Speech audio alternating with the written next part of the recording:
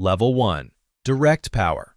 Direct power is the most basic form. It's the power you personally execute. Your hands build the thing. Your voice gives the command. Your body applies force. Physical strength lets you move what others can't. Money in your possession gets instant results.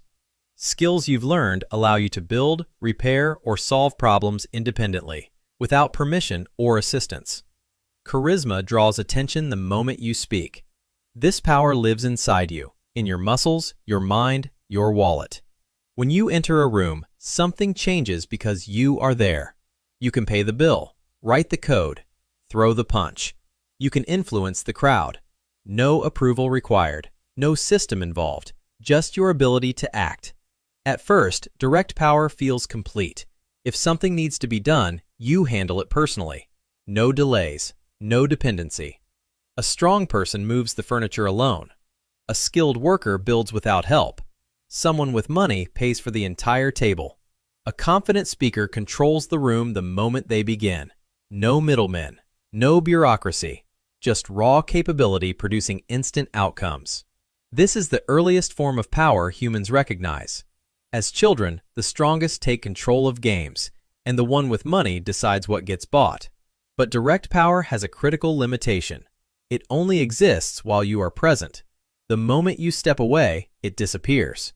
Your strength can't protect your home while you sleep. Your money loses power the moment it's spent. Your skills are useless when you're sick or injured. Your charisma vanishes the second the conversation ends. This power is permanently tied to your body and your available energy. You cannot operate in multiple places at once. You cannot work forever. Every result has a physical or mental cost. Most importantly, direct power does not scale. You can influence a room, but not a city. You can earn through effort, but not reshape an economy. You can fight one opponent, maybe a few, but never an army. Your body weakens. Your mind dulls. Your energy runs out. And the moment you stop acting, the power stops existing. That's why direct power feels dominant, but remains fragile. It cannot persist without you. It cannot multiply beyond your reach, and it cannot survive your absence. Once people understand this, they don't confront you. They wait. They exhaust you. They outlast you. Because unlike you, systems don't sleep. Titles don't get tired. Influence doesn't need to be in the room. So what if you could borrow power instead? Level 2. Positional Power. This power doesn't come from who you are. It comes from the position you occupy. A manager gives instructions and employees follow them. Not because the manager is stronger or smarter, but because the title grants authority. A judge speaks and the courtroom listens. A police officer signals and traffic stops. In each case, the power belongs to the position, not the individual. Remove the badge, the robe, the uniform, or the job title, and the obedience disappears. This is borrowed power. You step into a role that already carries weight, and people respond differently to you because of it. Strangers show respect. Subordinates follow instructions. Systems adjust around your decisions. But none of this authority is truly yours. You are temporarily renting power from an institution that existed long before you arrived. The title opens doors. The credentials command attention. The role amplifies your influence. Without them, you return to relying only on your personal ability. Back to level 1. Positional power feels stronger than direct power because it extends your reach. Through the role, one person can influence hundreds, even thousands, without expending constant effort. But positional power has its own weakness. It only exists as long as you hold the position. Lose the job, retire, step aside, and the power vanishes instantly. So what if people followed you not because they were required to, but because they chose to? Level 3. Relational Power. Here, people listen because they trust you, because they respect you, because they depend on you. No uniform required, no title needed. They follow voluntarily. This power lives in relationships, reputation, and networks. A friend takes your advice seriously. A mentor speaks, and others listen. A community leader suggests action, and people join in. The power comes from connection, not command. And unlike positional power, it survives job loss.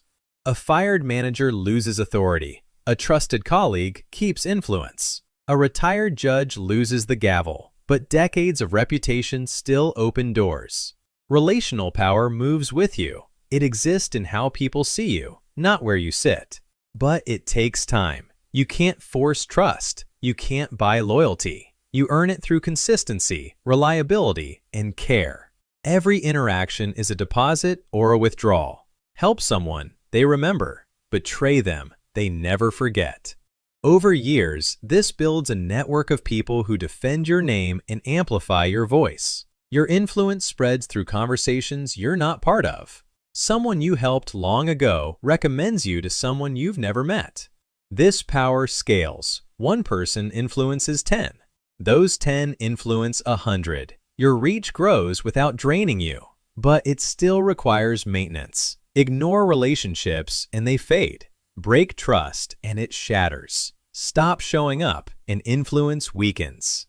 Relational power is voluntary, which makes it stronger than positional power, but it still depends on your presence. So what if power worked even when you weren't around? Level 4, structural power. Here, you don't exert power. The system does it for you. Laws favor you. Institutions protect you. Economic structures funnel resources toward you.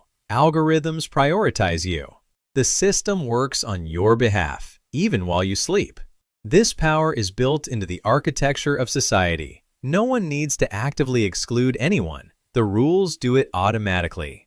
Zoning laws keep people out. Tax codes reward capital over labor. Education funding reinforces class lines. No cruelty required. The structure handles it.